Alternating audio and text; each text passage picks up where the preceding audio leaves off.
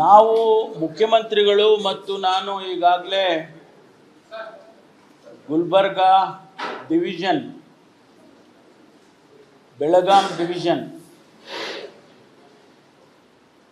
ಈ ಜಿಲ್ಲೆಗಳನ್ನು, ಈ ಡಿವಿಷನನ್ನು ವಿಶೇಷವಾಗಿ ಬರದ ಪರಿಸ್ಥಿತಿಗೋಸ್ಕರ ಪರಿಶೀಲನೆ ಮಾಡ್ತಕ್ಕಂಥ ಸಭೆ ಮಾಡಿದ್ದೇವೆ.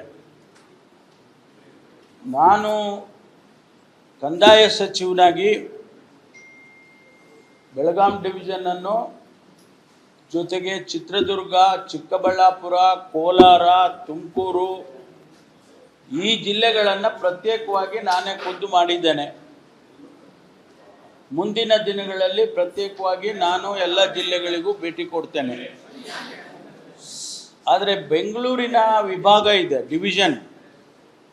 ಆ ಬೆಂಗಳೂರಿನ ಡಿವಿಷನ್ನಿಗೆ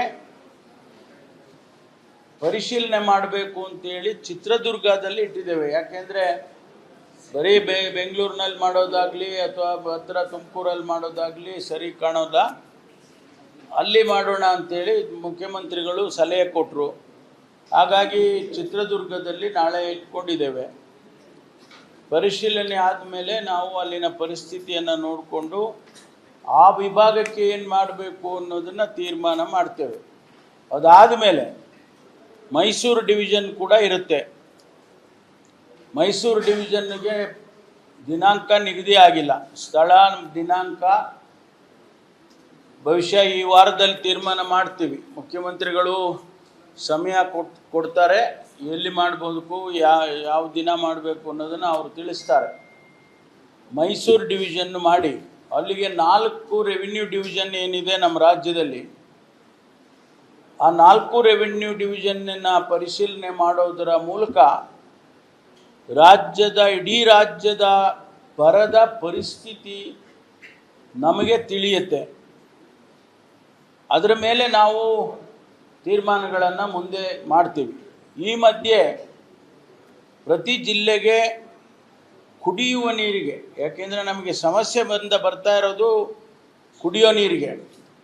ಅದಕ್ಕಾಗಿ ಪ್ರತಿ ಜಿಲ್ಲೆಗೆ 5 ಕೋಟಿ ರೂಪಾಯಿಯನ್ನು ಈಗಾಗಲೇ ಕೊಟ್ಬಿಟ್ಟಿದ್ದೇವೆ. ಖರ್ಚು ಆಗಿದೆ. ಸುಮಾರು ಜಿಲ್ಲೆಗಳಲ್ಲಿ ಖರ್ಚು ಕೂಡ ಮಾಡಿಬಿಟ್ಟಿದ್ದಾರೆ. ಇದರ ಜೊತೆಗೆ ಪ್ರತಿಯೊಬ್ಬ ಶಾಸಕರಿಗೆ 224 ಕ್ಷೇತ್ರಕ್ಕೂ ಕೂಡ ಒಂದು ಕ್ಷೇತ್ರಕ್ಕೆ 1 ಕೋಟಿ ರೂಪಾಯಿ ಕೊಡ್ತೀವಿ. ಶಾಸಕರು ಅವರು ಆ್ಯಕ್ಷನ್ ಪ್ಲ್ಯಾನ್ಗಳು, ಯಾಕೆಂದರೆ ಅಲ್ಲೇನೋ ಬೋರ್ವೆಲ್ ಒಣಗೋಗಿದೆ, ಇಮಿಡಿಯೇಟಾಗಿ ಬೋರ್ವೆಲ್ ಕೊರಿಬೇಕು ಅಂದಾಗ ನಮ್ಮ ಹತ್ರ ದುಡ್ಡಿಲ್ಲ ಅನ್ನಬಾರ್ದು. ಅದಕ್ಕಾಗಿ ನಾವು 1 ಕೋಟಿ ರೂಪಾಯಿಯನ್ನು ಕೊಡ್ತಾ ಇದ್ದೇವೆ. ಅದಾದ ಮೇಲೆ ಜಿಲ್ಲಾ ಅಧಿಕಾರಿಗಳ ಅಕೌಂಟಲ್ಲಿ, PD ಅಕೌಂಟಲ್ಲಿ ಸುಮಾರು ಇಡೀ ರಾಜ್ಯದ್ದು 329 ಕೋಟಿ ಜಿಲ್ಲಾಧಿಕಾರಿಗಳ ಹತ್ರ ಇದೆ. ಒಂದೊಂದು ಡಿಸ್ಟ್ರಿಕ್ಟಲ್ಲಿ 15 ಕೋಟಿ, 20 ಕೋಟಿ, 10 ಕೋಟಿ ಈ ರೀತಿ ಡಿಸ್ಟ್ರಿಕ್ಟ್ ಕಮಿಷನರ್ ಹತ್ರ 329 ಕೋಟಿ ರೂಪಾಯಿಯನ್ನು ಇಟ್ಟಿದ್ದೇವೆ PD ಅಕೌಂಟಲ್ಲಿ. ಅವರಿಗೆ ಆದೇಶ ಮಾಡಿದರೆ ಅವರು ಉಪಯೋಗ ಮಾಡಿಕೊಳ್ತಾರೆ. ಹಣದ ಕೊರತೆ ಸದ್ಯಕ್ಕೆ ಯಾವುದೂ ಇಲ್ಲ. ಮುಂದೆ ನಾವು ಒಂದು ಮೆಮೊರ್ಯಾಂಡಮನ್ನು ತಯಾರು ಮಾಡ್ತೀವಿ.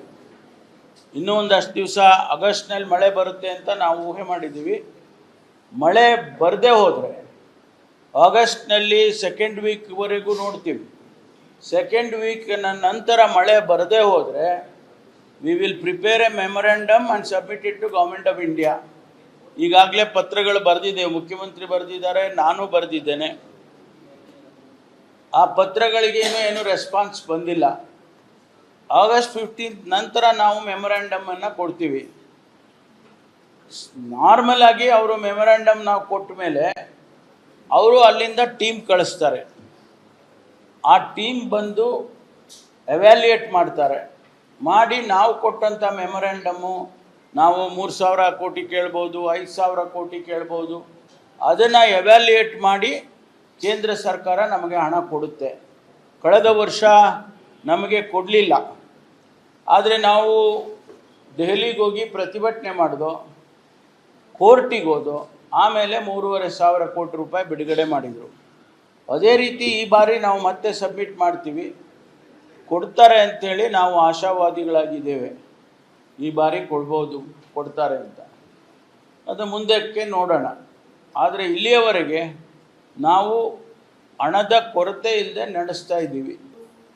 VBG ರಾಮ್ಜಿ ಅಂತಕ್ಕಂಥ ಪ್ರೋಗ್ರಾಮು ನಾವೇನು ಹಿಂದೆ ಮಹಾತ್ಮ ಗಾಂಧಿ ನರೇಗಾ ಯೋಜನೆ ಅಂತ ಇಟ್ಕೊಂಡಿದ್ದೋ ಆ ಪ್ರೋಗ್ರಾಮ್ನಲ್ಲಿ ಈಗ ಕಾಮಗಾರಿಗಳನ್ನು ತೆಗೆದುಕೊಳ್ಳಿ ಅಂತ ಸೂಚನೆ ಕೊಟ್ಟಿದ್ದೇವೆ. ಈಗಾಗಲೇ ಡೈರೆಕ್ಷನ್ಸ್ ಕೊಟ್ಬಿಟ್ಟಿದ್ದೀವೆಲ್ಲ DC ಗಳಿಗೆ. ನೀವು ಯಾವುದಕ್ಕೂ ವೆಯ್ಟ್ ಮಾಡಬೇಡಿ, ಜನ ಗುಳೆ ಹೋಗ್ತಾರೆ ಅಂತ. ಈಗ ಬಾಗಲಕೋಟೆನಲ್ಲಿ, ವಿಜಯನಗರದಲ್ಲಿ ಅಲ್ಲೆಲ್ಲ ವರದಿಗಳು ಬಂತು, ಈ ಜನ ಊರು ಬಿಡ್ತಾ ಇದ್ದಾರೆ ಅಂತ. ಆ ಊರು ಬಿಡೋದನ್ನು ನಿಲ್ಲಿಸೋದಕ್ಕೋಸ್ಕರ ಈ VBG ರಾಮ್ಜಿ ಪ್ರೋಗ್ರಾಮ್ ಏನಿದೆ ಅದರಲ್ಲಿ ನೀವು ಹಣದ ಕೊರತೆ ಇಲ್ಲ ನಮಗೆ. ಅದಕ್ಕೋಸ್ಕರ ನೀವು ಕೆಲಸಗಳನ್ನು ಪ್ರಾರಂಭ ಮಾಡಿ ಅಂತ ಡೈರೆಕ್ಷನ್ ಕೊಟ್ಟಿದ್ದೀವಿ. They will take up the work. ಇಲ್ಲ, ನಂಬರ್ಸು ಮಾಹಿತಿ ಸಿಕ್ಕಿಲ್ಲ ಇನ್ನೂ. 2-3 ಜಿಲ್ಲೆಯಲ್ಲಿ ಮಾತ್ರ ಇಲ್ಲಿವರೆಗೂ ಹೋಗಿದ್ದಾರೆ ಅಂಥೇಳಿ ವರದಿಗಳು ಬಂದಿದೆ. ನಾವು ಇನ್ನೂ ಮಾಹಿತಿಗಳು ತೊಗೊಳ್ತಾ ಇದ್ದೀವಿ. ಕೆಲವು ಲಂಬಾಣಿ ತಾಂಡಗಳಲ್ಲಿ ತಾಂಡನೇ ಹೋಗಿಬಿಟ್ಟಿದೆ ಅಂತ ಹೇಳಿ ವರದಿ ಮಾಧ್ಯಮದಲ್ಲೇ ಕಡೆ ಬಂದಿದೆ. ಜಿಲ್ಲಾಧಿಕಾರಿಗಳಿಗೆ ವರದಿ ಕೇಳಿದ್ದೀನಿ. ಅದು ಬಂದಾಗ ನಾವು ಅದಕ್ಕೇನು ಕ್ರಮ ತಗೋಬೇಕು ತಗೋತೀವಿ.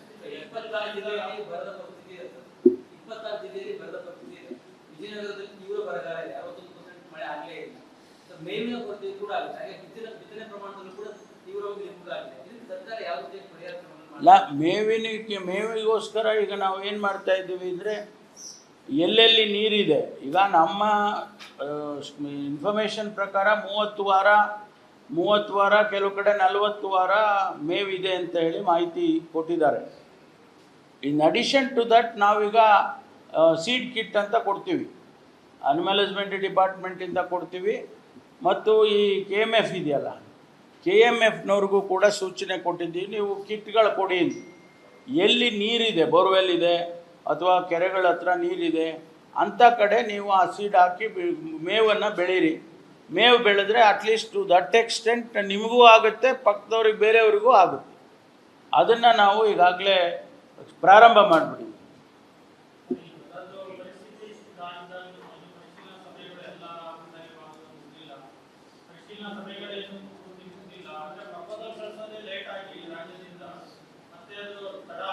ಇಲ್ಲ, ನಾವು ಆಗಸ್ಟ್ಗೆ ಮುಂಚೆ ಕಳಿಸೋಂಗೇ ಇಲ್ಲ. ಯಾಕೆಂದರೆ ಮಳೆ ಆಗಸ್ಟ್ನಲ್ಲಿ ಬರುತ್ತೆ ಅಂತ ಒಂದು ಹವಾಮಾನ ವರದಿಗಳ ಪ್ರಕಾರ ಇದೆ, ಇಂಡಿಕೇಶನ್ಸ್ ಇದೆ. ಸಾಮಾನ್ಯವಾಗಿ ಯಾವುದೇ ವರ್ಷ ಬರಗಾಲದ ವರ್ಷದಲ್ಲಿ ಆಗಸ್ಟಿಗೆ ಮುಂಚೆ ನಾವು ಮೆಮೊರೆಂಡಮ್ ಕೊಡಲ್ಲ. ಡಿಲೇ ಆಗಿಲ್ಲ, ಯಾವ ಕಾರಣಕ್ಕೂ ಡಿಲೇ ಆಗಿಲ್ಲ. ನಾವು ಆಗಸ್ಟ್ 15 ನಂತರ ಕಳಿಸ್ತೀವಿ.